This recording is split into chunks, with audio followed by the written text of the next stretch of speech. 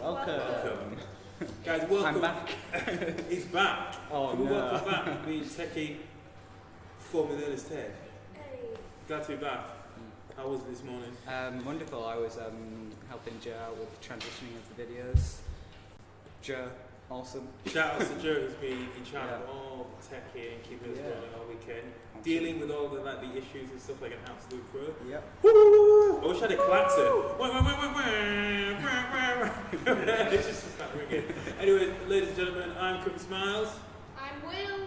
And I am Ted. Didn't have to remember your name. I'm glad. If it's one thing that you guys are going to go away with this weekend is that It's my name. you remember Yes. what your name is. You remember who you are. And Finally, I never knew finally, it. I know. It's been a sort of a journey of self-discovery. We know who we are. Yeah. So spiritually, we're going to leave the Reset Lab enlightened. Anyway, thank you for joining us here on the Reset Lab once again in the maker's space. This morning we was looking at like the journey of plastics. I really enjoyed it. We got quite deep, didn't we? Yeah. Like we started to figure out I was watching from over there. I was like, taking stuff. it in, Yeah. making some notes. Did anybody have like a plastic-free lunch? I think I might have. I had a chorizo sausage roll in a paper bag. In a paper bag. Well, I just had a sandwich. And I also had a San With peanut butter. Pellegrino in a metal can. You had a San Pellegrino In a metal can. in a metal can. I think I failed because I ended up getting a bottle of water. Oh. But I'm going to recycle that. Oh, okay. Yeah. It seems a bit redundant because I got the bottle of water and I'm putting it into my reusable plastic glass. So technically, You could have just. could have just got some water. That was out and about. Anyways, it was good. In times of need, bottles of water. Pardon? In times of need, bottles of water really do. It's the way. Right, Lucy was great with lunching. I thought she smashed it. Yep. All the stuff that she's been doing since she was 9 years old, going out to speak to consultants, lecturers all over the place, like as far as Austria as well. 3 big lectures and a TED Talk as well. That's huge. I think all the stuff that she's going to be doing in the future, we need to keep an eye on that and obviously spread the word about the kids versus plastics or the groups and that she's an ambassador for. And just what she was saying, little bits that we can do day to day that can make a big change. You don't have to start changing everything straight away. You just got to take a look at what you can do as an individual. I think that's a great message to take on because, as you said, it is when you look at the facts and figures, quantum information, it's quite overwhelming, isn't it? Yeah. If you start thinking about a plastic problem like that, and you start ignoring all the sort of good stuff that we've gotten out of plastics as well, we shouldn't be living in fear with plastics. We should be able to live with it. That's the stuff I'm going to say anyway. So what were the 4 R's? Refuse, reuse, No. refuse. Can you remember that? Reuse, refuse. No, it was the one where you. Recycle, refuse, No, reuse. it was. So it was refuse and it was the one. So what I'm not married. Can you remember that? It was all reuse. Can you remember? I can only remember reuse, refuse, and recycle. So there's refuse. Do you remember the second one? What comes before recycle? No, it means a small amount. Do you remember? Reduce. Reduce. Reduce. Refuse. Reduce. So we've got reuse. Reuse. Refuse. Repurpose, recycle. Like recycle. Repurpose. How do you remember? Repurpose was the fourth one because Yeah. yeah, so we got it. I would try to stick Got down it. with. That's Lucy. If you're still watching, t-shirts, mugs, cups, maybe even t-shirts for hamsters. Did it mean? Yes. Guinea pigs. My spiritual. Guinea pigs. You look so mad there. Guinea pigs. He says squeezing the face. Guinea pig. T-shirts for guinea pigs. So we can make sure we hash out. Remember the 4 R's. Anyway, this afternoon we're looking at connections. During the break we were talking about the stuff that, the reasons why we spend time with the people that we spend time with, friends, family members, even things. Do you know what I mean? Like, why is it that you might spend quite a bit more time on a place, with your phone than with other people? Do you know what I mean? So, off the top of your head, guys, can you give me an example or two about people you spend quite a lot of time with and why. And again, it could be things. Should we put pets in things categories? Some people see pets as people, so I don't want to offend anyone whose pets might be, you might see them as a person more than just a thing. It's definitely people see their pets as a family member. Ted, have you got any people, things, pets that you might spend a bit of time, spend more time with than other things? So the people that I spend the most time with would be my mum. I'm constantly around her. Cool. Why is that? Mostly in good. Yeah. In good terms. You're not annoying her. She's on you. She's good. She's like, she's wonderful. Watching. I can't really say no, anything. she's wonderful. She's wonderful. Yeah. Better than wonderful. I'm underestimating. Mum's pretty cool. Yeah. And there's the animals. I've had a lot of hamsters. Wow. But there's also been, when I'm at my dad's, I spend a lot of time with Pablo the cat. Okay. Has he got a good personality? Or one of those cats that's just sort of I think it's just because he's the only one that doesn't constantly meow. Right. And he isn't bugging you. But there's a lot of cats there. yeah, there's 3 cats. To be honest, I've kind of gotten used to kind of not hearing them meow. It's just kind of blocked out. You're just used to it when you're there. Yeah. Okay. So you've got some friends in the pets then, the hamsters. Yeah. So hamsters, cats, and your mouth. Yeah. Right. How about yourself, Will? Probably. So all my family. Yeah. See them a lot. Right. Is that, you enjoy it? Yeah. Yeah. What is it about being with your family do you like? I don't know. I just like them a lot. Just They're feel, nice. do you have a laugh? Yeah. Always laughing about stuff? You can talk, you feel like to be yourself then? We have a lot in common. Good. And my friends. Yeah. My guinea pig. Okay. So what is it about spending time with your friends? I don't know. It's just good conversations. Good. You talk about anything? Good Yeah. vibes and Yeah, you conversations. can all plot together about taking over the world together, Yeah. ruling the world together. Occasionally. Occasionally. just the odd occasion Only on plot Sundays, to take only over the Sundays. world. And what is it about your guinea pig that's definitely not a hamster? It's the best. What about to follow? You got any things about yourself? Well, they don't call him a guinea pig for no reason. Okay, then to give you the Because he's reason. an absolute pig. He eats anything Yeah. and everything. Have you seen those big guinea pigs? Those giant ones that just sound good. No. Dude, when you after this, go and Google it. Have you not seen the giant Giant guinea pigs? pigs. Oh my god, they're like about the size of dogs. They're massive. I have to see there's that. a version of them in Ghana as well. They are incredible. Like, so imagine Totoro, but probably times about 100. They're gone massive. Well, maybe 100 would be big. About 50, about times about 50. They're incredible. They're really fast as well. So that's some flavour. I want to have a look. Me myself, I spend quite a bit of time. In fact, I spend quite a lot of time with my oldest childhood friends, spent some with them. See, I was with them last night, and we were sort of doing what we used to do when we was 12.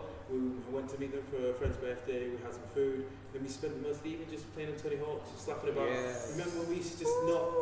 We couldn't move on to the next level until we completed all the tasks, like getting the popcorn, collecting skate, high score, doing all the little mini missions. It was great just because it's the same what you guys were saying. Yeah. We have a laugh, What game? Which Pardon? one? It was Tony Hawk's 1 and 2, it's just been remastered.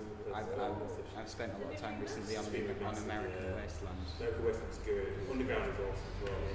So you would just spend a bit of time on that just because we have a laugh and we're into all the same weird stuff, but different stuff like comics, anime, manga. So we had that shared interest and stuff. And, we can call each other out and stuff, when we're being ridiculous. And it's just nice.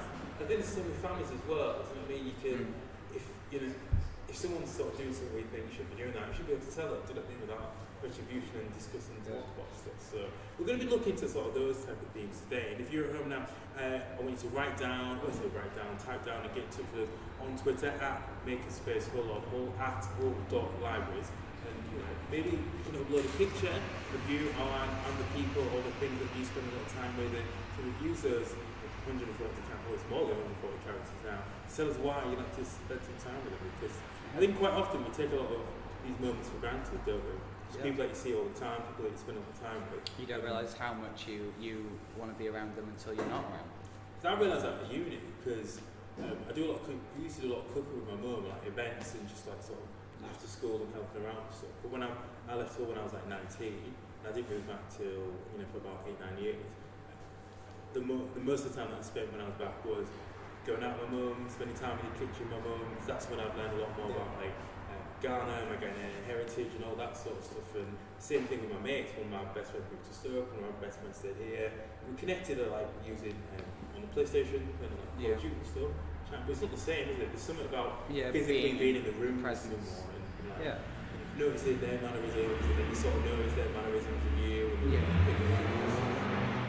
I think it's sometimes we need to take a minute and like take a deep breath and just sort of contemplate what we have and express a bit of gratitude for the people in our lives that make us feel good, comfortable. And almost act like a safety net, isn't it? Because life has ups and downs, and it's nice to have those people around you. Not everybody does.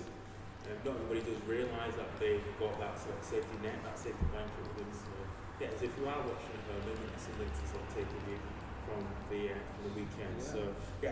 So what we're going to be looking at in terms of the sort of schedule this afternoon, how we're going to be exploring things around connections, family and friends. Well, first we're looking at Writing in the Sand, told by Sita Brown. Cool. Nice little rhyme there. People have, that very was.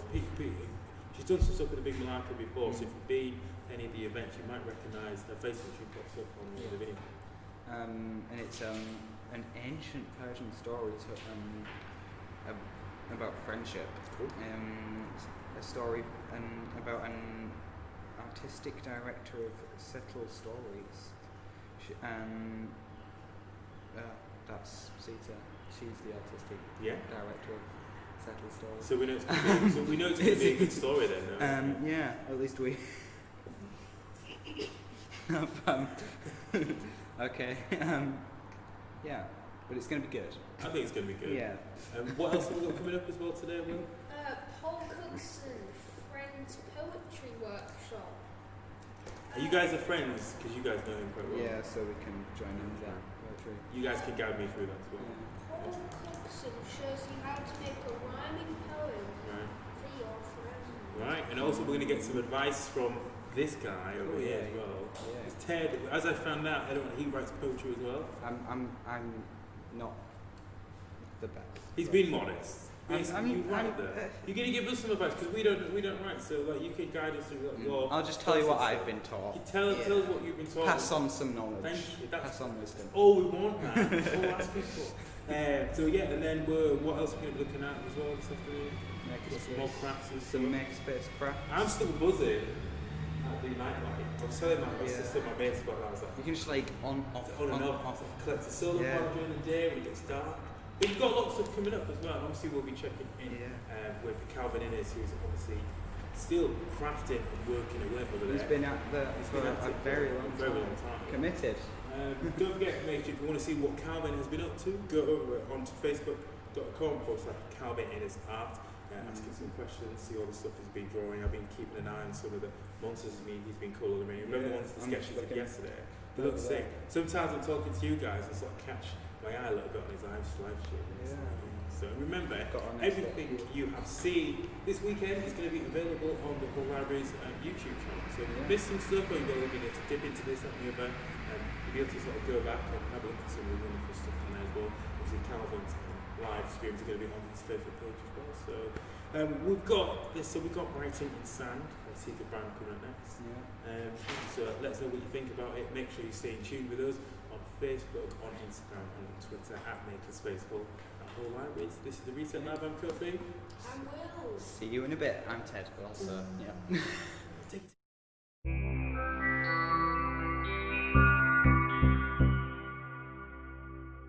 Hello, I'm Sita and I'm a storyteller. When I was a little girl, my brother, sister and me would gather around my mum every evening and she would read and tell us stories. We'd be snuggled up with our teddies. I loved stories. That's why I wanted to become a storyteller. Today, I've got Pip with me. Do you have a teddy with you? Shall we have a story?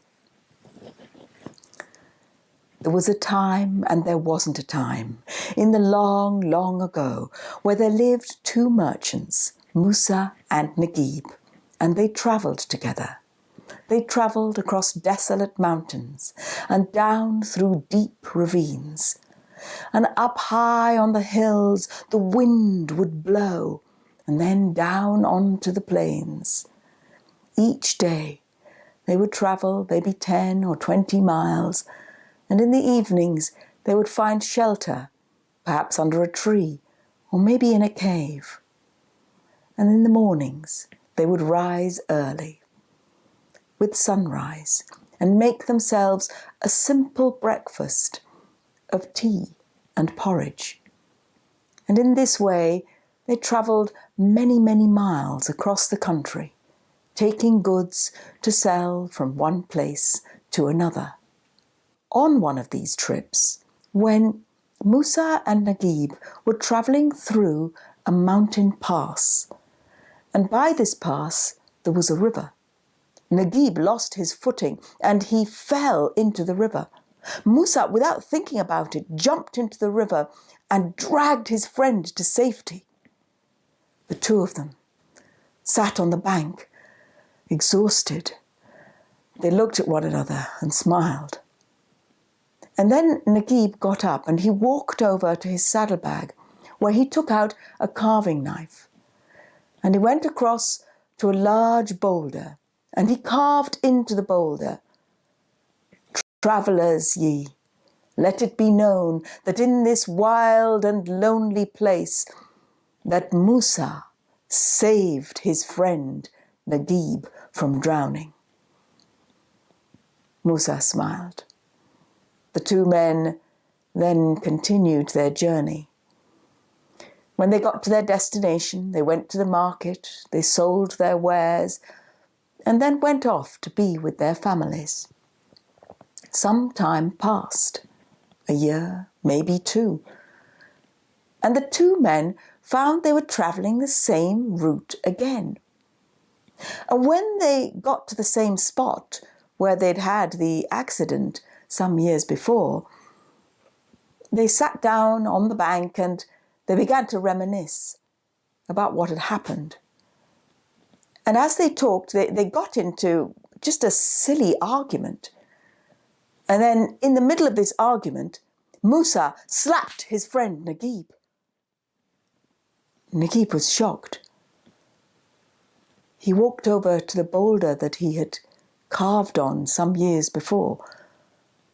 And by the boulder there was a twig.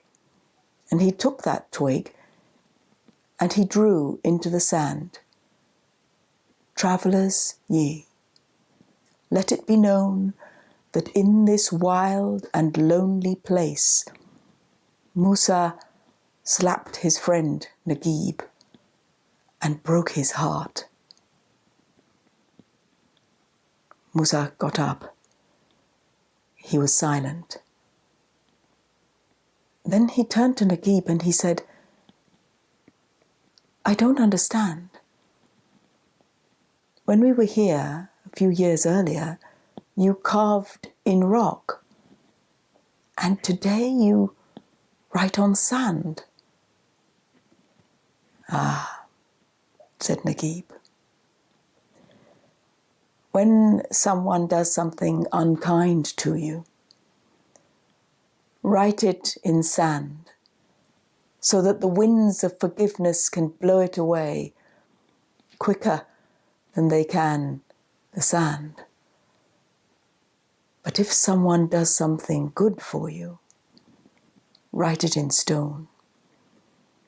May it be etched in your heart so that you never forget and that your friendship will always remain."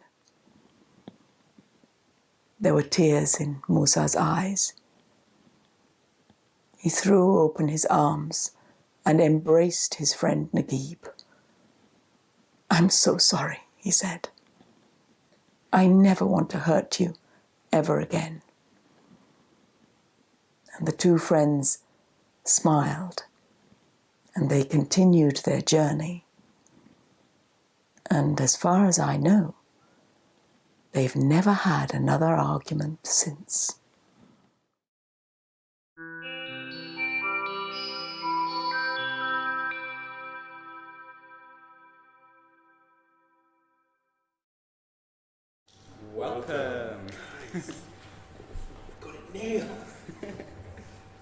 going to take a lot away from this weekend.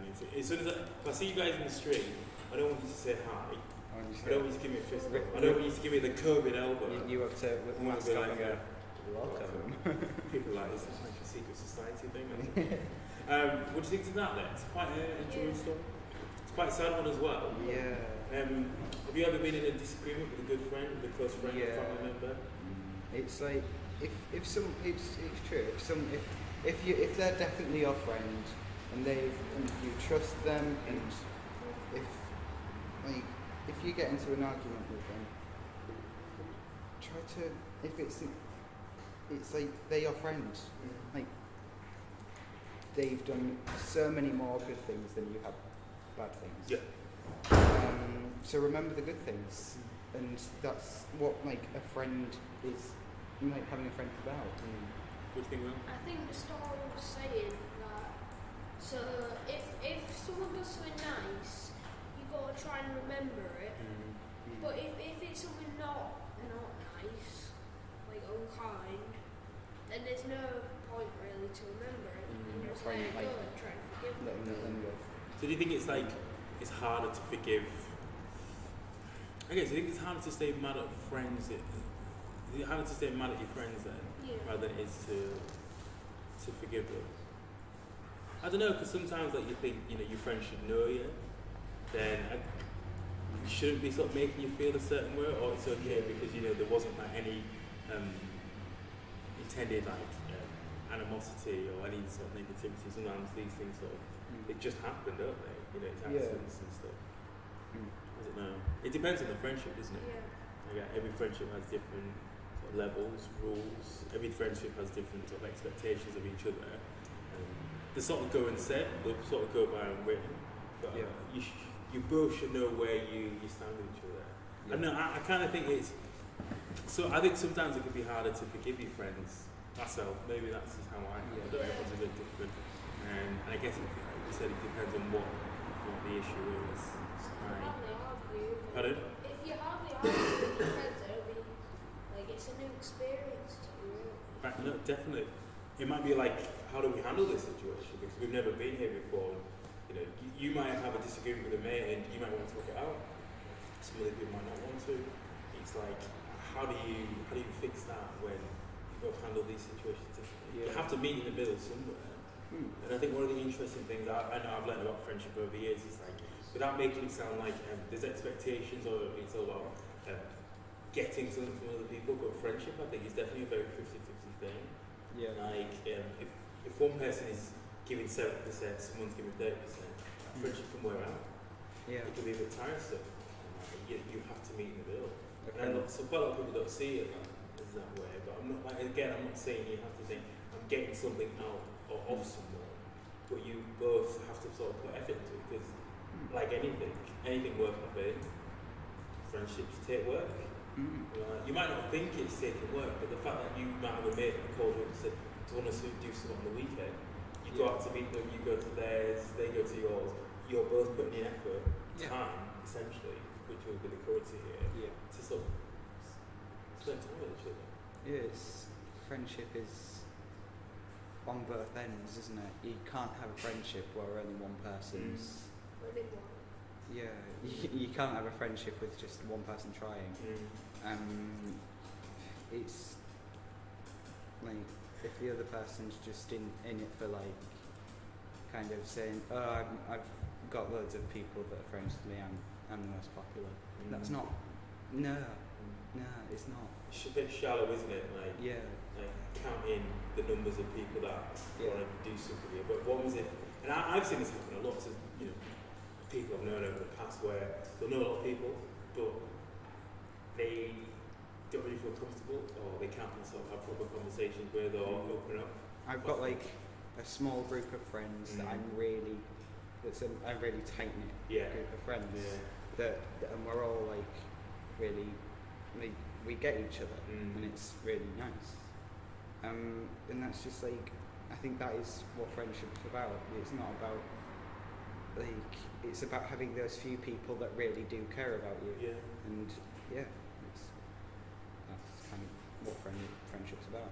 It's not the quantity, it's the quality. It's It's not quantity, it's quality. It's a quality. No, I'm like you. It's like it's weird because with me, there's loads of different people. Well, I say there's loads of different people. Like, all my best mates come in pairs. So like there's my two best mates from growing up in Wimensey. There's like my two best mates from when I was living in Newcastle that I met. Yeah. In fact, I met after, one's from uni, one's after uni. That they became really good friends. So the three of us could hang out. And then there's like, then there's my two best mates who I met at college. And like all of these guys have all like met each other, and we know each other. We can all hang out. And if I've got some spare time, I'll sort of make plans to hang out with them. And I guess it's like when I moved back to Hull, there's a couple of people who are there's a couple of people who are really forged some really good friendships with, and if like we've got some time on the weekend and we want to go and do something, I'll drop a message and say, what are you doing tonight? Should we go for some food? Should we hang out? And it's nice, that, isn't it? And I just it makes my days go by a bit easier knowing that you've got friends that have got your back. Yeah, and I've got theirs and stuff, and it's like, again, it's going back to this thing, because it's hard to explain without sounding superficial when you mention it. I know if I'm in trouble, they'll be there for me, and I know if they're in trouble, I'd be there for them. No questions asked. It's cheesy, but it's true. It's cheesy, but it's true. The good stuff always is. So they'll really get sentimental about this sort of stuff. But do you know what? Like, I was literally sat there thinking when the stories played. I don't think when I was at your age I thought about friendships like this. I don't think I was like thinking this abstract about what my relationships were like with my peers. I just thought these are people that are like, we don't make each other feel bad. So I'm going to spend time with them. Do you know what I mean? Yeah. But you guys have got really sort of like intelligent sort of look and perspective and really met that and stuff. So I don't want you to think too much about it. Could you go into a bit of a... We're like having a full-on... We're turning this from the reset lab to the friendship lab. Do you know, well, that's good. And I think that as men as well, there's bigger discussions around what friendship means to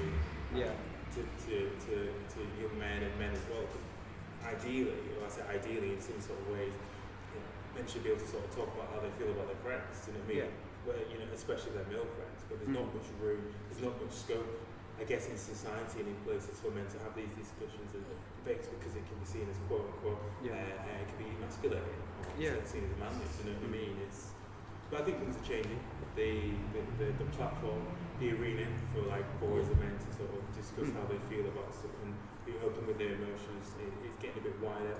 People are being invited to have these discussions and debates more. We can dive into that a little bit more today. So, what we got coming up next? What's happening? Will you want to take us through it? Paul Coxon's Friends Poetry Workshop. Okay. So that's been happening at 3:30. Which it is now. It's now. Yeah. Sorry, do you know what? I'm getting lost in these conversations, mate. I'm loving it. I'm not even looking at the clock. So, Paul Coxon's Poetry Workshop. Ted, you're going to take us through a few poetry tips as well, aren't you? You're going to tell us a little bit about what you do. Maybe we can compare my creativity process. Yeah. Should we do that after? Should we do that after? Yeah, should we do that after? And then should we write a few? I think can I set you a challenge? Shall we try and each write a poem? Yeah, just a few words. A haiku. What's Let's, a haiku? Shall we lay it down? Let's have 8 lines. 8 lines. 8 lines. We'll try and get 8 lines down. How do you do a haiku? Haiku's 5 lines. Five. Let's say maximum 8 3 lines. lines at 5, 7, 5 syllables. Anyway, here we go. We've got Paul Coxon's Friends Poetry Workshop. Cool.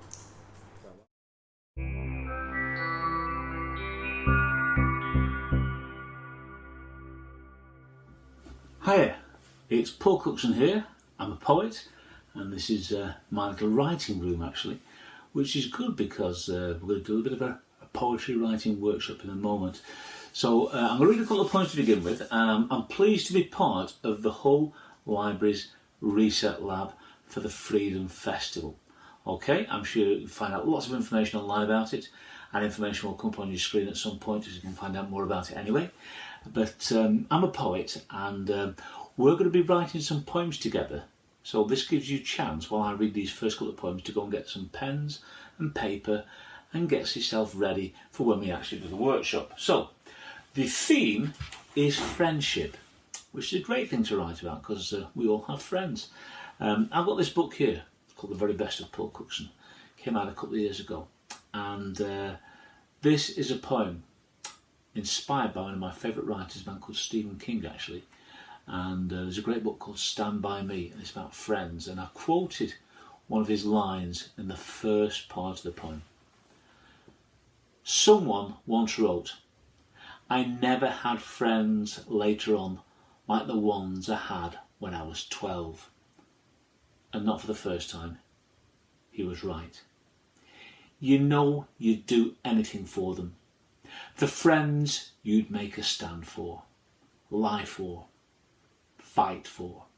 The ones who know your secrets and your deepest fears. The only ones who can joke about them and get away with it. Those who can call you the worst names ever and insult your whole family in varied and interesting ways, all with a smile, but then turn on others who do the same. Invisible, but ever present. More than just loyalty. It was the word that was never mentioned. The word that was always there. The word that was unspoken. The love of friends. The love between friends. Game playing, secret sharing, loud laughing, friends. Bike riding, book reading, TV watching, friends. Sweet eating, crazy dancing, always talking, friends. I'll come back to that poem in a moment when we write ours. But I'm going to quickly read a poem from this book. This is the newest book I've done. It's called There's a Crocodile in the House. Most of the poems reigned at Key Stage 1. And I wrote this poem and it quickly became one of my favourites. And I'm not going to tell you the title because you'll probably guess it when we get to the last 3 words. If you laugh, I laugh too. If you cry, I'll cry with you. If you're sad, I'll hold your hand. I will try to understand. I will listen if you talk. I will follow when you walk. If you dance, we'll dance together. We can be, you've got it, friends forever. Lovely picture there by my friend Liz Millin, who did the fantastic illustrations for this book. So, I hope you've got your pencils, your paper ready, because I'm going to show you how we can write a poem. Before lockdown, I used to spend all my time going into schools doing workshops, and people will say, I can't write poems, and I firmly believe that everybody can write poems. I'm going to show you how we can do that now. I'm going to give you a very structured approach to write this poem, because I think structure actually helps. You can sort of expand that structure later on, but we're going to write what is called a kenning. A kenning. Right? It's a strange word. Let me explain it for you. Kennings actually come from the Anglo-Saxons and the Vikings when they used to give names to their swords. I said names. I don't think they call the sword like Frank or Josephine or Janet. Come on, Janet, let's go off to battle. But they give them names that were dramatic and descriptive. So they say what the sword did.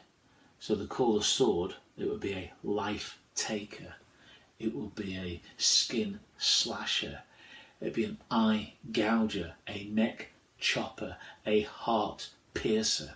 So it was always 2 words, right? And the second word would end in ER. Okay? Just to give you an example, if I was writing a kenning about a pet, I would describe what that pet actually did without actually saying the name of that pet. For instance, I'll do 4 lines and you'll guess what it is straight away. Furniture scratcher, mouse chaser, loud purrer. Okay? That's 3 lines actually, isn't it? Not 4. Yeah. Furniture scratcher, mouse chaser, loud purrer. Okay? Those 3 lines, they describe a cat because it chases mice. Okay? it purrs loudly, it scratches furniture. Or you could say tail wagger, stick fetcher, loud barker. A dog.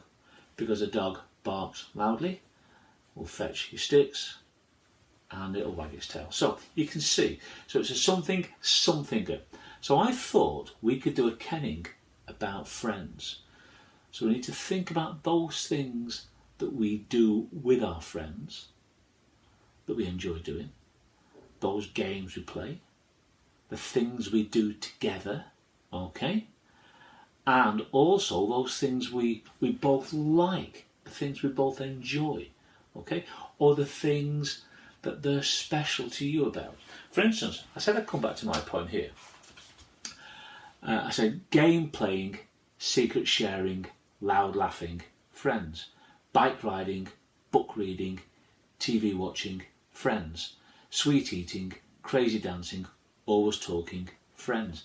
Now in terms of structure, you could take that structure and have words that end in ing. Something, something, something, something, something, something, friends. Things that you do, so doing words. All right? But if we take this game playing, well, you might say game player. So you can actually get ideas from other people's poems. I do that all the time. So if you and your, together with your friend is a game player. Okay? It says secret sharing. Well, you put secret sharer.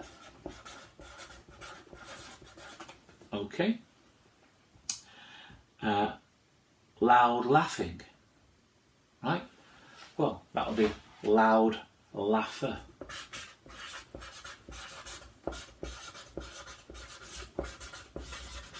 Okay?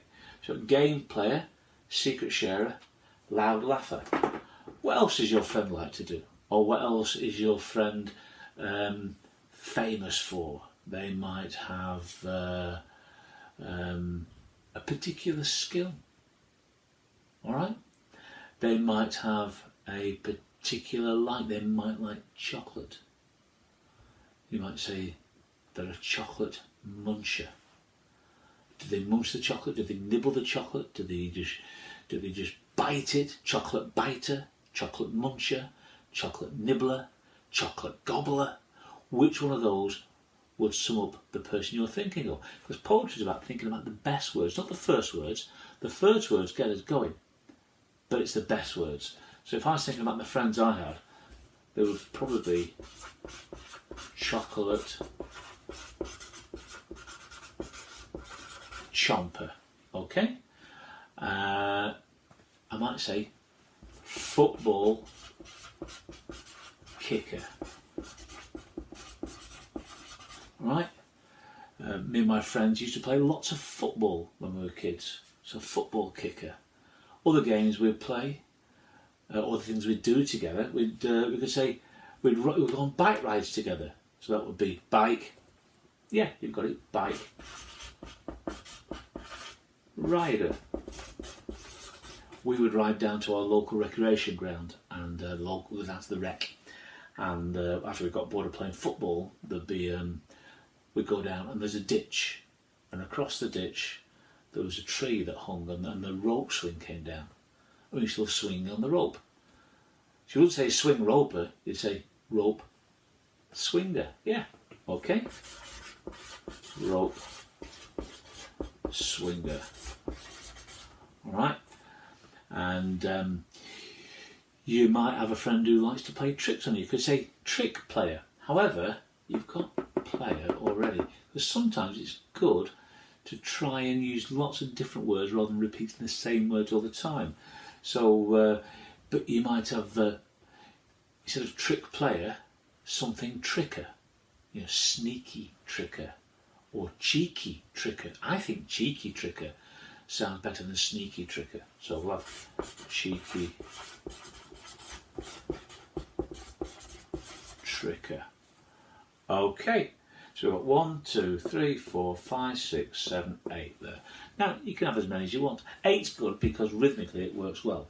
So if I say these out loud now, you can go game player, secret sharer, loud laugher, chocolate chomper, football kicker, bike rider, rope swinger, cheeky tricker. Best friends. And you've got a poem. And you can have 3 in your poem, or you might have 10 lines in your poem. It doesn't really matter. But the way you say it's important. It's not what it looks like that's important, it's how it sounds. Rather than just going, game player, secret sharer. You know, bring out the rhythm. Game player, secret sharer, loud laugher, chocolate chomper, football kicker, bike rider, rope swinger, cheeky tricker. That's my friend. Okay? Now, you may have noticed none of these actually rhyme. Or you might have noticed there were a couple that actually did.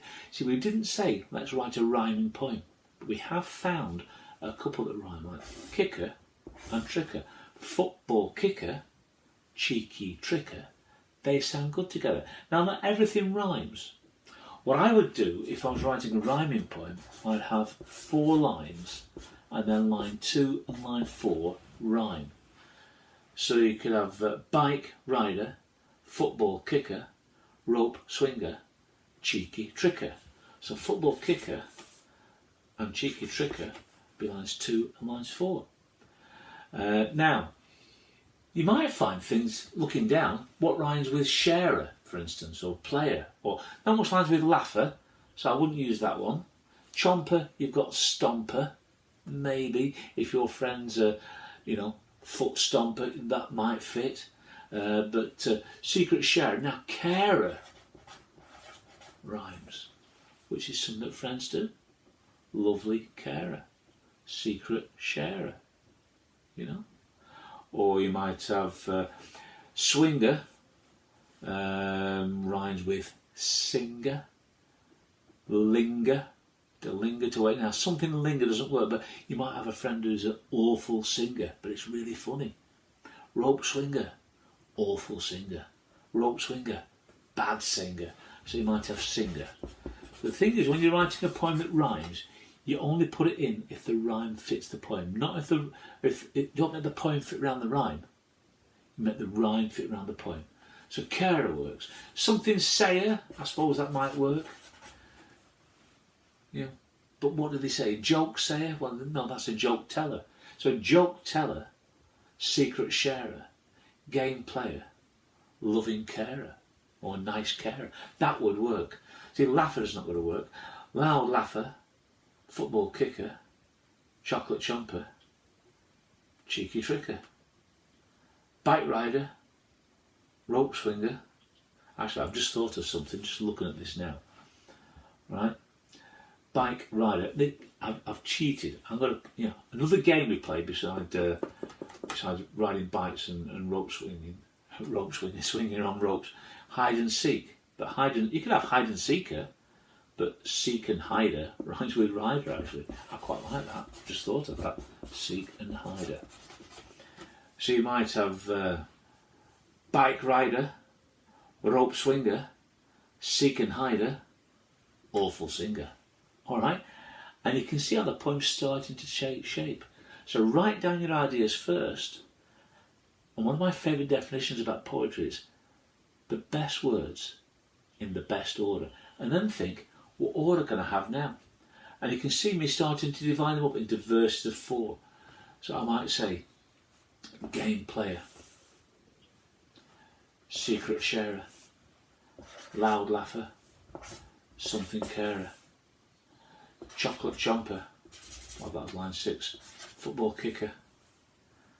And then we had now we need something else, actually. And that's a bit cheeky. So something else will be there. So football kicker, TV watcher, there we are. TV watcher, cheeky tricker. And then you've got bike rider, rope swinger, seek and hider,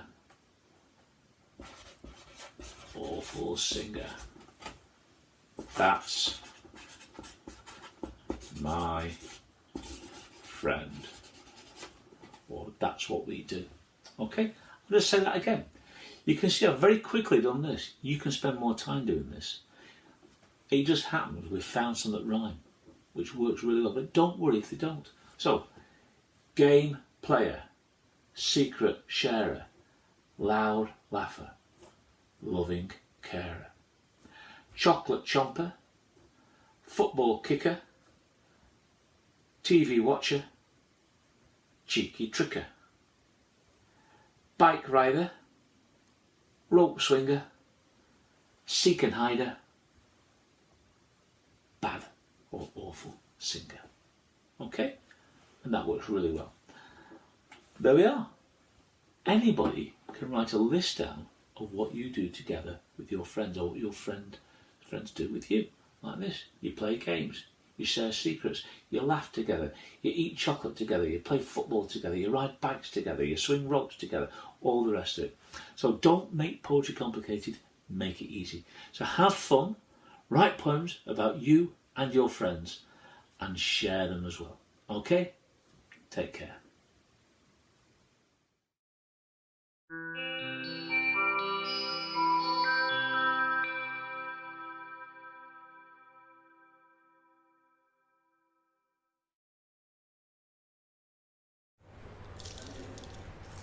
Welcome. Oh no! Oh, wait, no, get him back on. I missed it. Get him back on. Do over. Okay. You ready? 3, 2, 1. Welcome. Guys, I apologise for that. That's what happens when you ruin a good thing. I think I I tried to already go had from the mine other off. side. I've been going from like left to right. I've really, I'm supposed to know what I'm doing, and I'm really not. I got cocky. I think I've messed it up a bit, but then What's again, that? What the poetry's about expressing your feelings. So I think there's no wrong. There's no bad poem, but So- mine's not the best. What's the mindset that you get yourself into? Is it literally as soon as something comes to mind, or something you want to talk about? Well, as soon as get pen and paper? it's just, if I really want to write a poem about something that matters to me, I will then think about that quite a lot. But if I just feel like writing a poem, I'll just look around the room, see what I can find, and write a poem about it. So do you just get things down and then it's out of Yeah. you? Do you ever revisit it, or In this case, I've looked at 3D Octopus, Okay. and the title is the 3D Octopus. Right. And then I looked at the microphone. The poem's about the microphone. Right. Okay. So the poem's called a 3D Octopus, Right. but the poem's about the microphone. Okay. So are we gonna? Should we go around one by one? Share. Do you want to go? I'm not sure I want to read it out, but You okay. don't have to read it. I will. But okay. It's up to you. Shall I go? I've got one. You've got one. Yeah. This is like.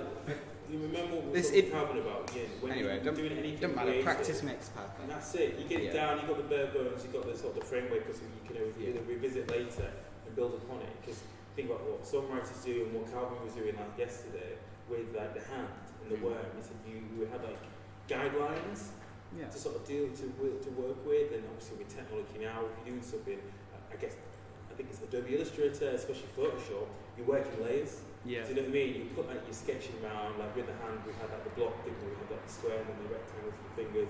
You have that on one layer. You can do another layer on top of that. You can do a bit more detail, and then you can put like the sketch lines around it, and then you can do the fine lines and colour, all that sort of stuff. And I think the same. I think the same with writing poetry as well. As long as you've got like a frame, you can work on it, you can revisit, come back, have a look, see what works, what doesn't. I've got something down as Shall well. I just go? Shall we just do it? So You this do is it, you like just wanna get it out this there, is a yeah. rough sketch of something. So this is something I'd then build on. So this is not something I'd usually do, but it's something I'd build on. Okay. So it's a 3D octopus. It's called 3D octopus, but it's a poem about a microphone. Okay. Misdirection. So your lumpy shell protects your inside, recording the sounds of your surroundings, but nothing is audible. Tech guy is applaudable at the speed of which the problem is gone. And so, you're recording. But tomorrow you would stop us as you just cannot help but lopper for our dreams. Joe gets a shout. You're Shout out applaudable, to Joe. Joe. I think we've lost him, Will. I think he's moving over to the tech side. It's like, I'm done with these guys. Yeah. Thank you very much. So It's not very in fact, understandable, but that can be fixed. Usually what happens if someone's reading out some poetry, instead of clapping, which sort of overpowers what they're talking about, sit there and click? In my poetry class, we did this. We did that. If I was reading poetry and I saw a group of people going, I'd be like, are they making fun of me? What they say? Where does that come from? Well, if they're making fun of you, they'll probably go. They go like that. Yeah, they go like that. I like it. Okay, so is that what we're rolling with then? No clicking. We can click hard. Clicking. We can do a. You can't do both. You don't want to do that. You can't Do this. Oh, okay. Who wants to go next? Me? Yeah. Put you on the spot now. Right. I haven't given a title. When you mentioned yours was called the 3D Octopus, I was like, I haven't given a title. It's not about 3D Octopus. Look around the room. Look at anything. First thing you see, it's the title of it. Okay. I'll call mine A Weekend's Ends then. Oh, right. Okay. Is that right? Cool.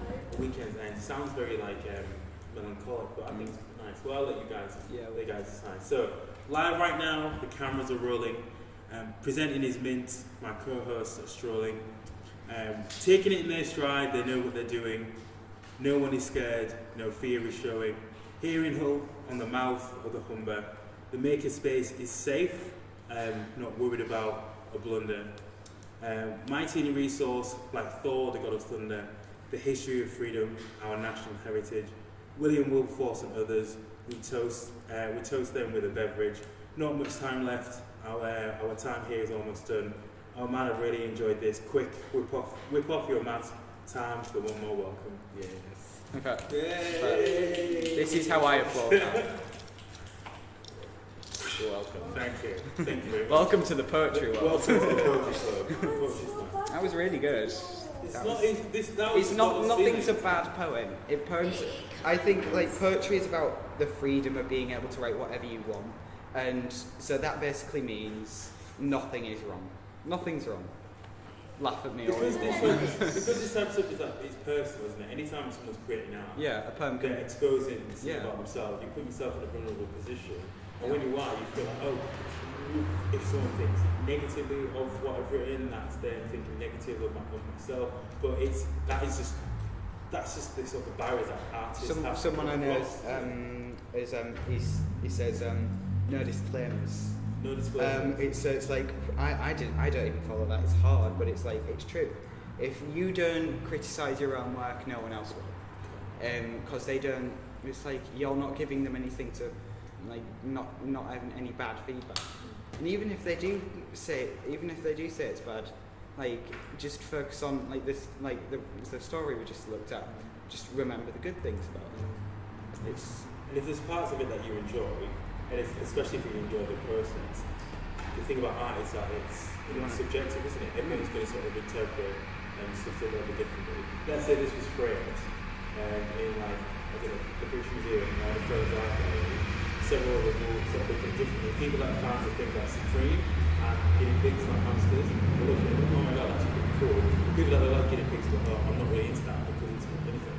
Because our own personal experiences, the things that we go through in life, that affects how we view bits of art, that affects how we view and take in what is around us, how we make judgments and stuff. So, and it's impossible to please everyone.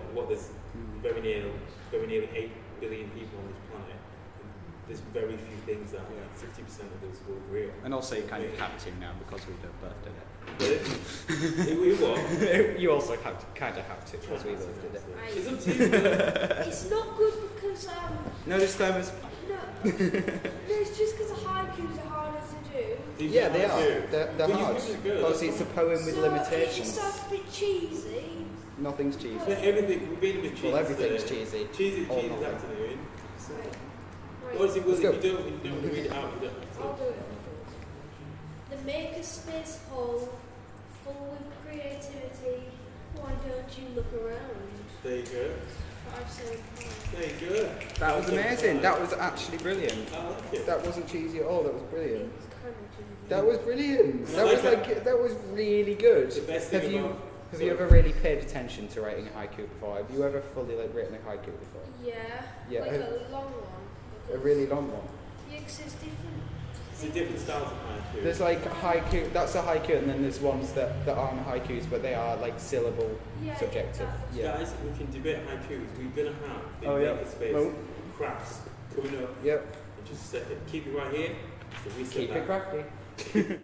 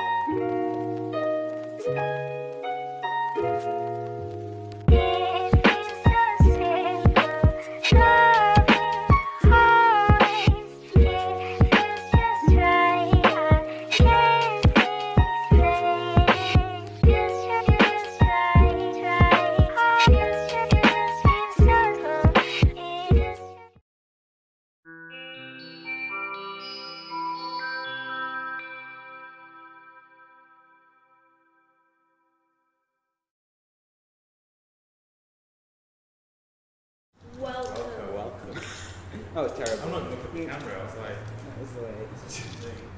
Guys, I think that's good enough for the initiation. Is it? So we have wonderful Lee Harrison here, who has especially written a book for this occasion. It's wonderful. I think we've all had a read through it. It's brilliant. Well, I can't take much credit for it because it was kind of pieced together with lots of ideas from various contributors. So yeah, it wasn't as if I got I've knocked it up from scratch.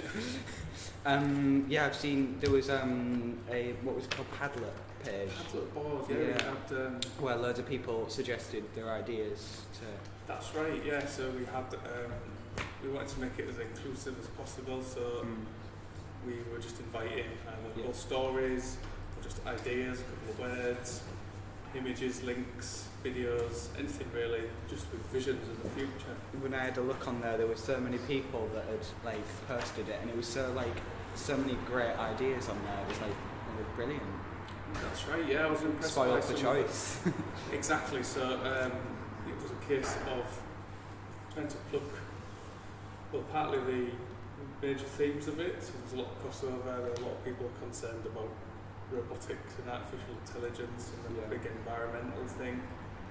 And there's kind of, I guess, a bit of hope that nature will kind of come back for us, kind of thing. So they were the sort of backgrounds of it. And then there was just some gems of little ideas like the plastic eating snails and and just little gems like that.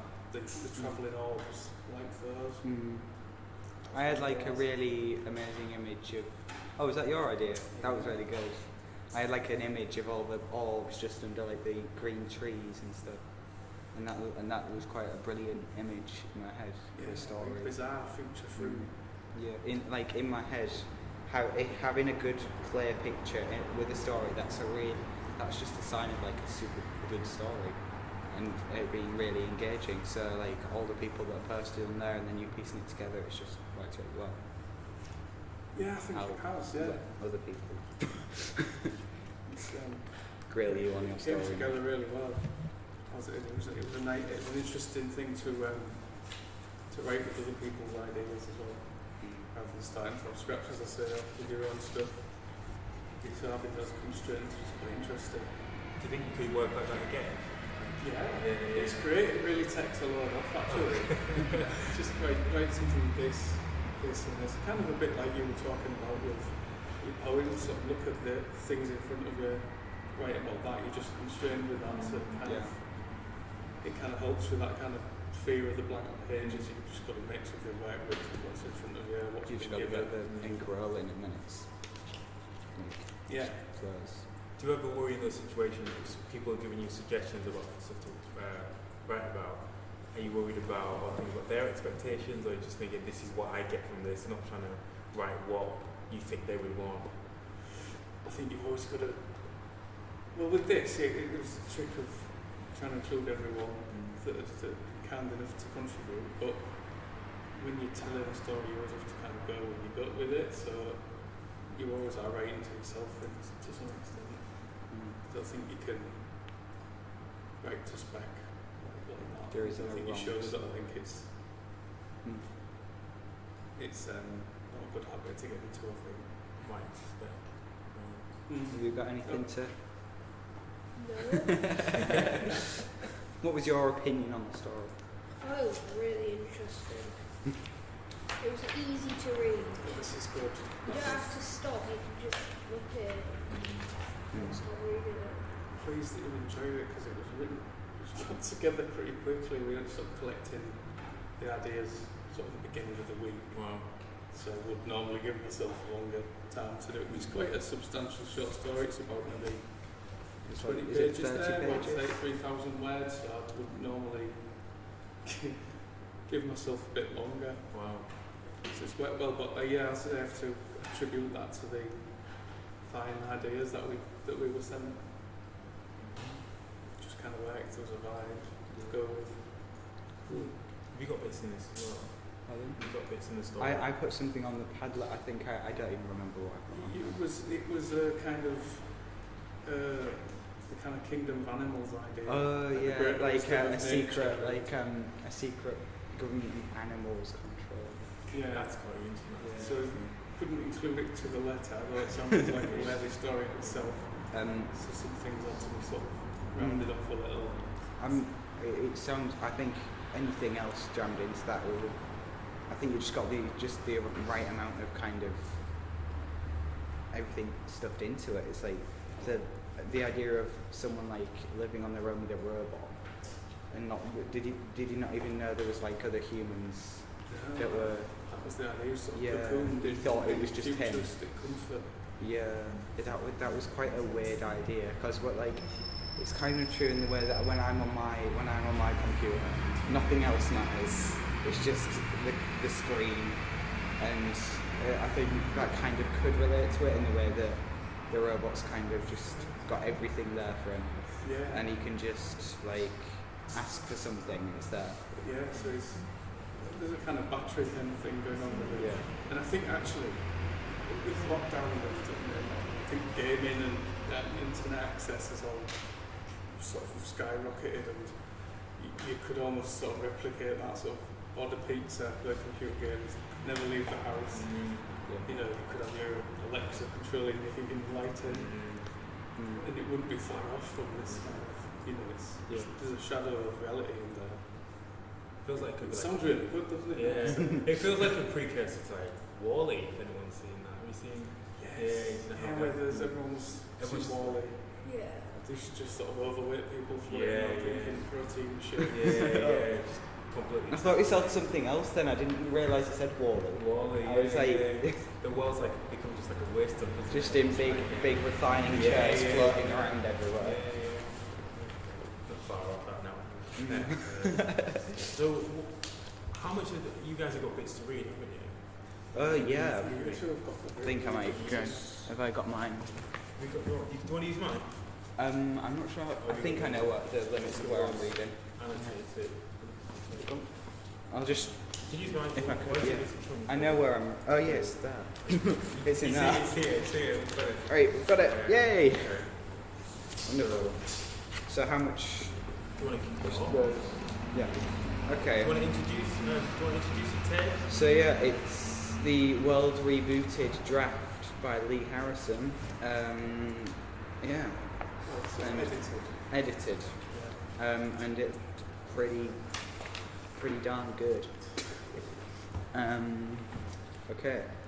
The world was Emerson, and as far as Ralph knew, it always had been. Emerson's curved metallic chambers encased him like an embryo, cast him into a soft mood lighting, kept him warm, showered and fed.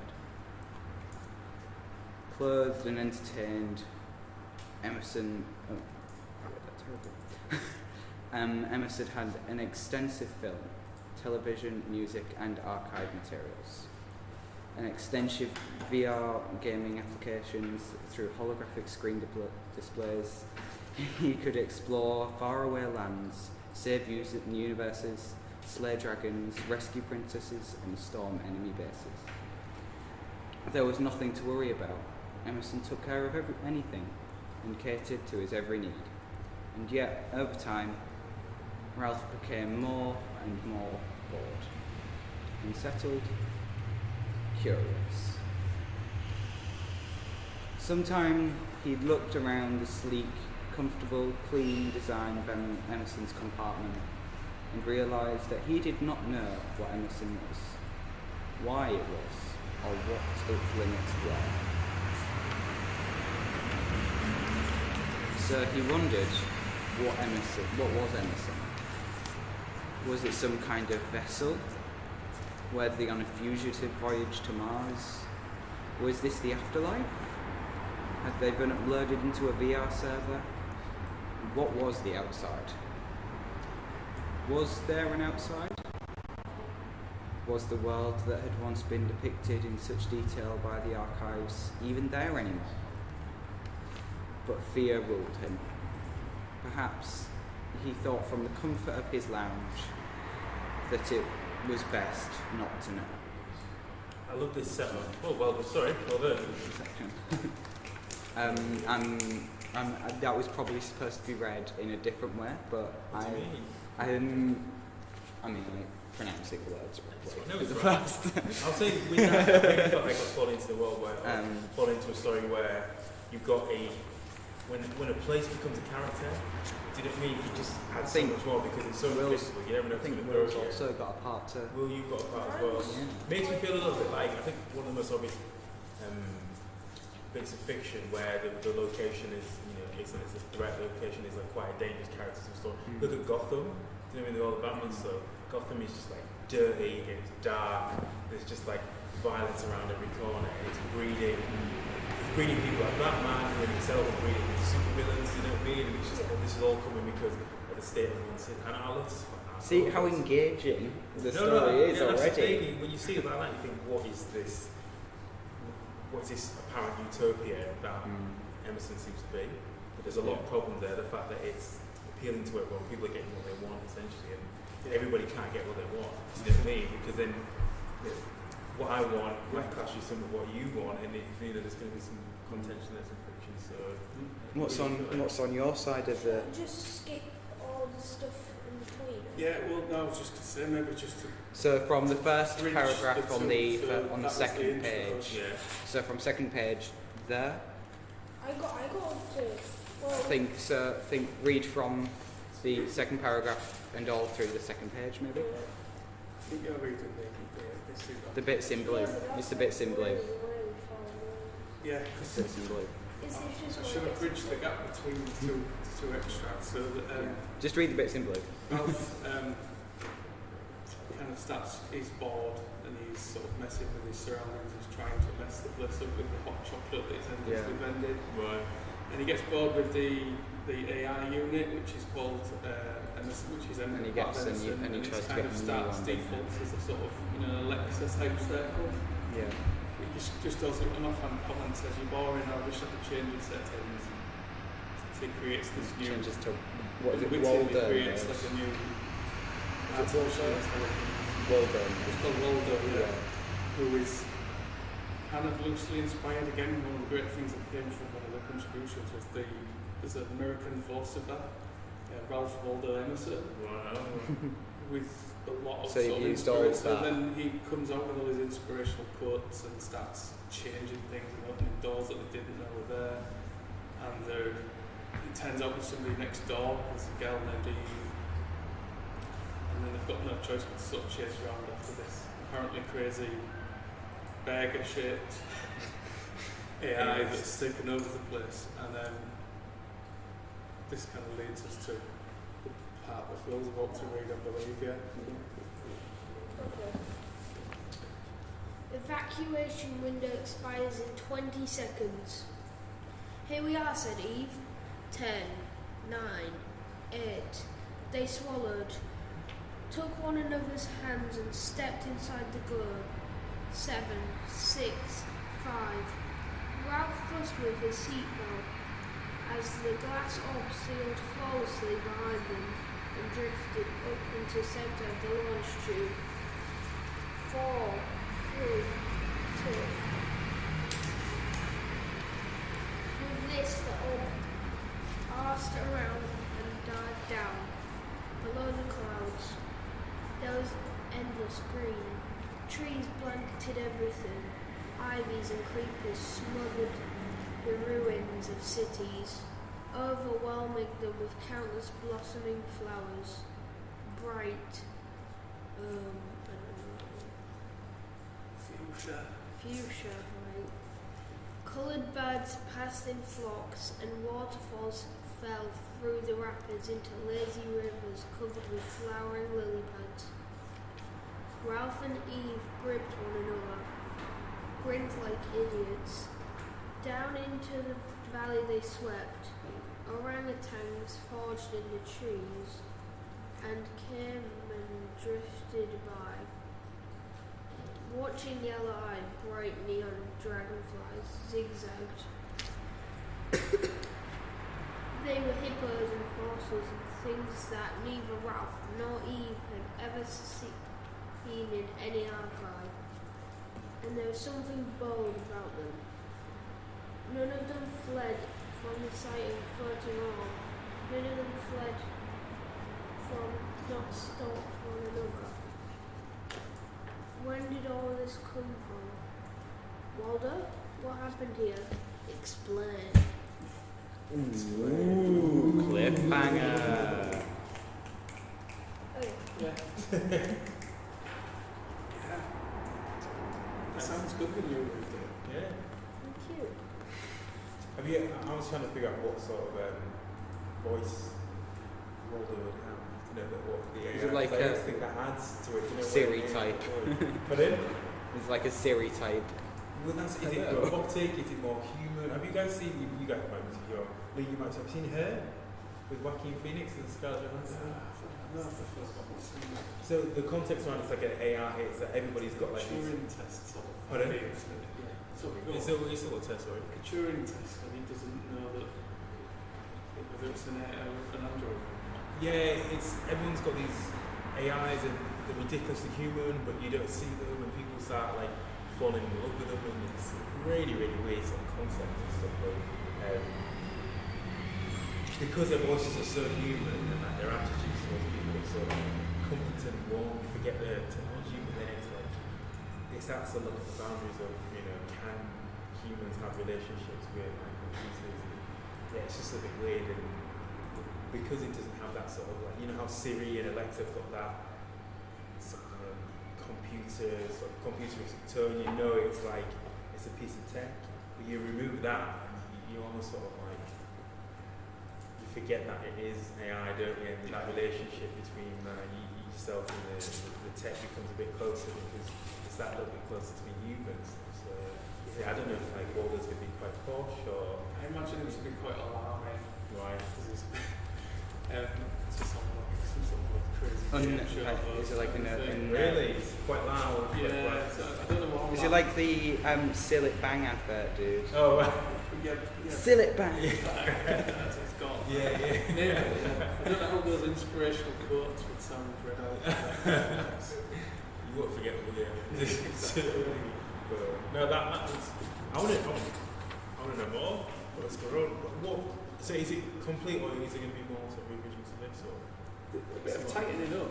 The story itself complete, and maybe a bit more typos to take out and such like. But no, I think it's come down as it has all been pretty much. So I think it's going to go up somewhere. We're going to have some more, a full audio version of it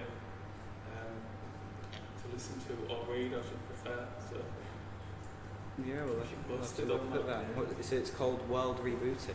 yes, Yeah. it was a project title from the title of the story, which fits quite well, I think. Could be quite cool to work with some animators, graphic designers, see Oh, if we yeah. can do some like an animated project out of it, or maybe film some scenes, Live using green screen stuff, get it live action. Because I'd love to see more. One of the stuff I love seeing, there's a few websites that I follow, and they upload quite a lot of like short films and like sci-fi stuff that people seem to put together, come up with themselves original ideas. Stuff like that gets made. Some producers see it, and it's a bigger content, there's a bigger story here. It's sort of Netflix might pick up, or you know, we get a bit of funding behind it.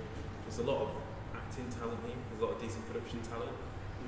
You know, get this scripted down. We might be able to sort of get a bit of a short film going on. I love this sort of stuff because a lot of stuff that Hollywood seems to churn out rubbish.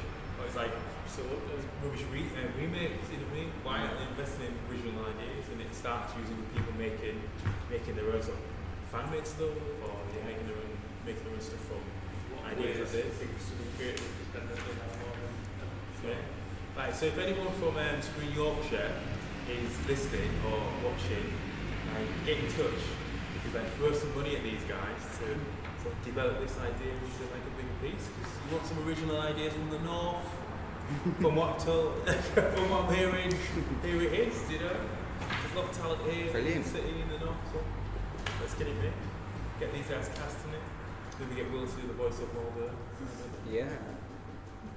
But Maybe. you can say there's like just find one of the quotes maybe, and then you go in a very select bang. To get your huge burger costume. Get him to wander around with it and then shrink him down, like. So, Yeah. so. If you could go for some like fan casting, like if you were thinking about how would this work, if this would get to pitch this to like one of the or something, who would you go for?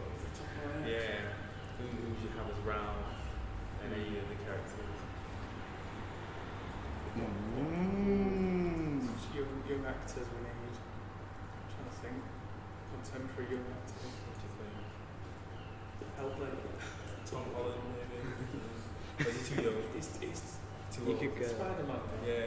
I think because he's a bit old for the character. Isn't he? How old is the character supposed to be? 9? I reckon the 15? about 10? 12. Or 12. I don't know any actors Will? You're old to it. Well, you're 12. Yeah, I'm 12 and I go to Napa. Got some shout Well, outs you've to got the you've ninja got all the action. criteria. So, You've got you're now playing part of Walder, Ralph, and Anyone else? anyone else. Maybe that's the You're twist. playing the whole cast. Walder is Ralph and Ralph is Walder. Whoa. Like extended, Mm. extended story there. No, I really like it. See more of this sort of stuff. Maybe like, I don't know, there's scope to sort of continue the series here. Didn't mean to expand the world. well, yeah, it's kind of all about a new beginning, I guess. So, who knows what happens in that crazy new jungle? Speak to Calvin. He's got a lot of his work sort of He could extend be out to around like that. cityscapes and all the illustrations that he does. And see this type of stuff because it's so new and you are opening up people to a new world. It's just right for sort of graphic novels and stuff like that, isn't it? To do what I mean? Or usually people are writing graphic novels, which have been TV shows and movies and stuff. So, I'm just a fan of just new types of storytelling in new worlds to sort of pour into. So no, I really liked it. I think it's really cool. You guys did a banging job of like putting it into life as well. So Yeah. yeah, thank you. Wonderful. Enjoyed that. You've got 8 minutes to milk it. 8 minutes to milk. What? The story. What? The story is what? Okay, Blake, thank you very much. No needs to milk it. It's brilliant already. So I will be sure to buy this from Waterstones when it's out. So there's going to be more of this. So it's going to be this is going to be housed somewhere. A monster reset lab in the future, isn't it? Yeah, I'm not 100% sure where, but we're going to wait till it gets like. Well, I didn't know it needed turning up at some class, but I really think that we should, potentially start seeking out some people that might be able to make this into something, or at least film the scene or something. At least the opening would be pretty easy to do. What do you reckon? Throwing hot chocolate at walls Yeah. Yeah. and playing on it. That's stuff, yeah. A bit of ninja jumping. Good. I didn't realise that really. You got it. Got the part already, Will. So we have. Calvin's. We're going to have Calvin's creation day just in a couple of minutes, but yeah. So guys, can we give? Well, I guess it. Can we give a Can we give big Lee a round of applause? thumbs round of a thumbs? Round of applause to Lee. for all the work he's put in, and to everyone else. It's a very reassuring moment. It's quite nice. And everyone else that sent in suggestions that helped shape and create the story as well. Well, thank you for taking part in that. Where are my moments? So, yes, thanks to everybody that's with me too. Hopefully that.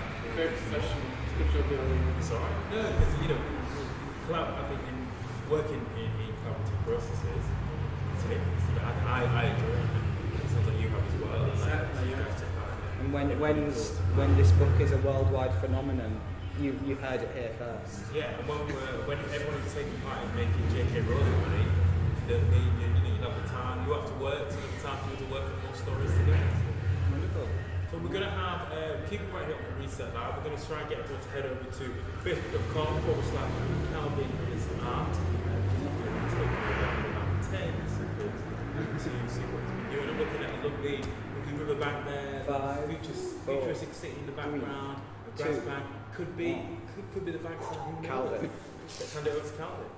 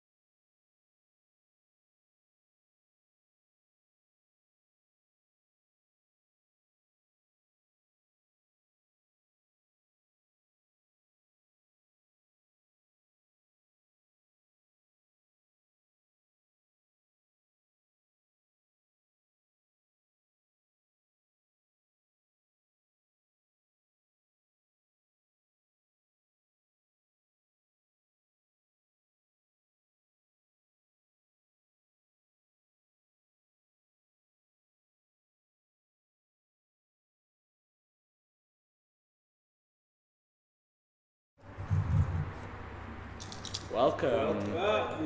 Welcome. And I'll do one. Then. Drink. Welcome back to the Reset Lab. We were sort of having a bit of a debate there, well these guys were, about bowl cuts. Oh yeah. So basically, when my hair gel falls out too much, and it kind of gives me a bowl cut, and I hate it. And Will's saying he's dreaming of having a bowl cut. I really want a bowl cut. It's a terrible experience because it always pokes you in the eyes, your fringe. If you don't like it, then you can just cut it. Will wants a bowl cut. Yeah, but it's not as simple as that because then you have to live with it for another day and then you have to go to the barbers. When school doesn't start till Wednesday? Yeah.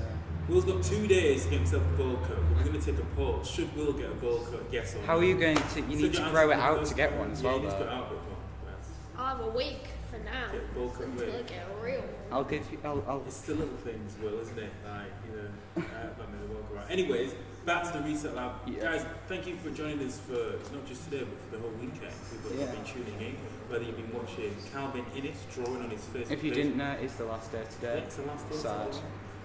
It is quite sad.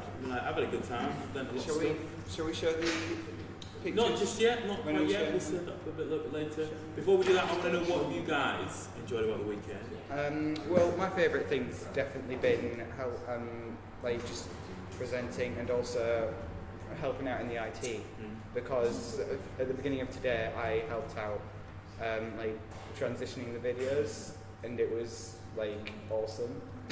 It was really awesome and I just got to have a bit of a moment and it feels like you're controlling the whole thing. It's like you're the one that's being relied on by everyone and it's like a really nice kind of everyone's trusting you to get it right and if you do get it right it's a brilliant feeling and yeah, it was just really fun and also best part of it was Tom helps out, brilliant, cool. You want to do more techie stuff? Yeah, I want to do more techie stuff. So we'll see what Joyce thinks about that. Oh my god, I called you Tom. Oh, they said Ted helps out. Oh, Best I'm thing about so this is- sorry, Joe. No, I don't think Joe is awesome. Oh, so Not- I think when not Ted Tom. helps out, but obviously I'm pretty sure Joe's gonna. Oh my Joe will god. give you a sweet reference in the future to come and help him out again. Yep. So you've Yep. done a I'll get my multiple amount of LinkedIn things. profile started. What about yourself, Will? What have you enjoyed? What have you thought of the weekend? I really liked presenting as well. Yeah. You guys. Oh, you're too Yeah. kind. You didn't have to now. It's like, okay, here's what I really think. I like They're terrible to work with. I like showing off my amazing t-shirt.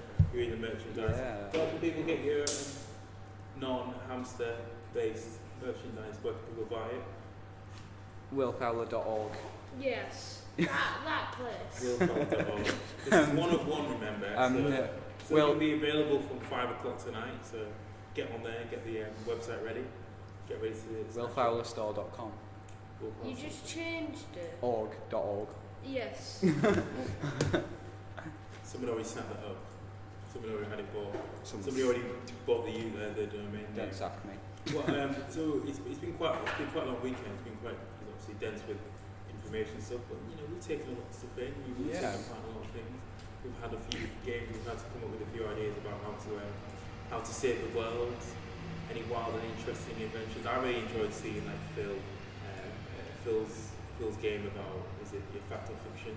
That's good. Yeah. Inventions and stuff. That was You really good. you really found Jed very. I know what his style is. I know he's into all this comic book and sci-fi stuff. So his take on this type of thing would be really good. Obviously, today's been really fun as well. We're looking at plastics this morning. Should we give a shout out to Lucy and Dan Yeah. Parsons as well? Dan's video was class. Lucy joining us this morning, smashing it. Teaches all about plastics. What the 4 R's?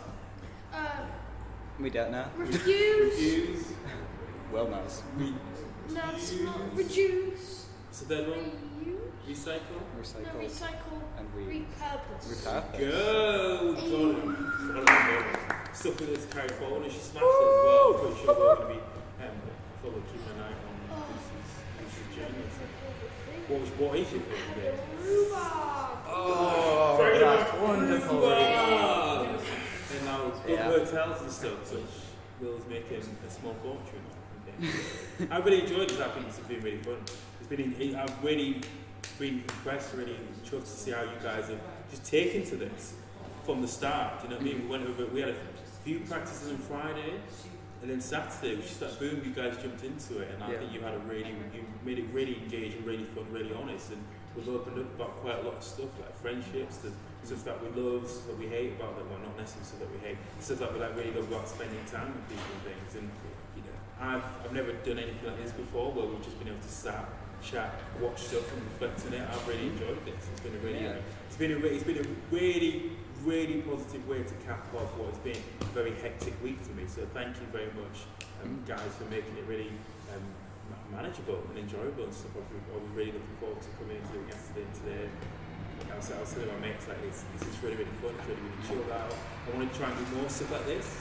We're reporting this sort of thing, the things that we've been doing today, and the people that we met today back to work, and so we've got to sort of emulate this work as well. So maybe I'll be calling upon your services in the future to see if you guys can show anytime. You guys can show me how to do my job. So I want to give a massive shout out to the guys here at Makerspace for handing over this space. Yeah, there's loads behind there. There's Tom behind the computer. The plan was to try and get everybody to come on. Oh my God! To come and say hi. Because I think that people need to see the people behind us. I think at the end we're getting everyone out, aren't we? Jared, you want to come down? Ellen, you want to come down? Calvin, you want to come down as well? Come on, everyone. I know if we can try and get, even if it's like you're peering through some of the gaps and stuff, it'd be nice to see what is. Get out of the cage. Wonderful. Everyone's staggered and socially distanced, so these are the people that have made this work. We wouldn't be able to sit here and talk to you about all the videos that you've seen and give our opinions and have all these debates and discussions without everybody here. So can everyone give themselves a round of applause? I know you're not so congratulations here, but we've spoken a lot about collaborative collaborative processes. Shall we? And all these collaborative processes don't work without everybody working together in unison. So yeah, I want to recommend some of these spaces. So if you do decide to come and take part in the Makerspace, these are the guys that you'll see who are running it. And obviously, as we said before, head over to the whole library's website to get a bit more information about taking part in this and being able to come in and use this wonderful space and all the facilities they have on hand. So if you have any creative muscles, creative juices you want to flex, this is the place to be. So, Calvin, how have you found it this weekend? I know you've been hard at work illustrating animation. It's been awesome. Loads of people kind of sending messages through and chatting to us. It's been nice. It's been busy. It's been long. It's been very long. And how about today? Because obviously we had the theme was plastics and it was connected. How did that work with doing it on the live stream? It worked really well. We did a finished illustration from yesterday. So we designed some monsters and then monsters with plastic waste. And we kind of just visited the beach and found all those kind of pieces on there. Okay. We're going to be putting together a one-off print of that. Oh, really? We're giving it away to somebody, so we'll sign it and stuff. And so whoever's commented and shared it over the weekend, we'll get a print. Cool. And then this afternoon we'll be working on a concept art for the story we had a little while ago. Oh, right. So is that what we were looking at when we were sort of describing the city in the background and stuff? Okay. It's been fun. Awesome. And obviously all that is going to be available on your Facebook page. Yes, it's on the Facebook page, facebook.com/CalvinusArt, and then bits and pieces of it will be uploaded to the YouTube channel as well, so youtube.com/CalvinusArtist. We'll filter out all the bits because it's 400 bits. Wow. So the good bits will go on. And if anybody wants to have a look at some of the videos and the conversations we've been having today, all that's going to be available on the whole library's YouTube channel as well. So that at the same time. Yeah, it's going to be mad. So Extra. yeah, and I just want to say another massive thank you to everyone involved, and also thank you to the whole library's team and the guys at Makerspace for letting me be a part of such a wonderful weekend. So we have our own little sort of reset now. I think we're doing the reset button. We're going to do the reset Countdown. button, but we need to give a shout out to this very special individual. Yeah. Shall we do the making process Is that you? That's you. No. Making. It's finished. Finishing. I. Making. Finishing. Whoa. Thank you to this individual that sent us these pictures of them making their wonderfully designed reset button. So, Congratulations, you win some amazing admiration. Yes. alright, okay, so that is it from the Reset Lab this year at the Makerspace. I've been Kofi. I will. And I've been Ted. And you've been Ted. Who knows who you're going to be tomorrow? I might be Super Ted, I might be normal Ted, I might be You might be Techie Ted. I might be Techie Ted. I think I'll probably in the techie moves because I've been in a tech environment. Okay, so we're going to reset the lab for... We're going to reset. We're going to reset the Reset Lab for 2020 already for hopefully a return in 2021. Yeah, so let's hope. Thank you very much. Thank you for tuning in. Peace. Let's go. Press your reset buttons at the end of this. So we have a reset responsibly. Bye. Okay? Reset responsibly. We don't want any sort of rips in the space-time continuum or anything like that. Don't Okay? be naughty. Are we ready?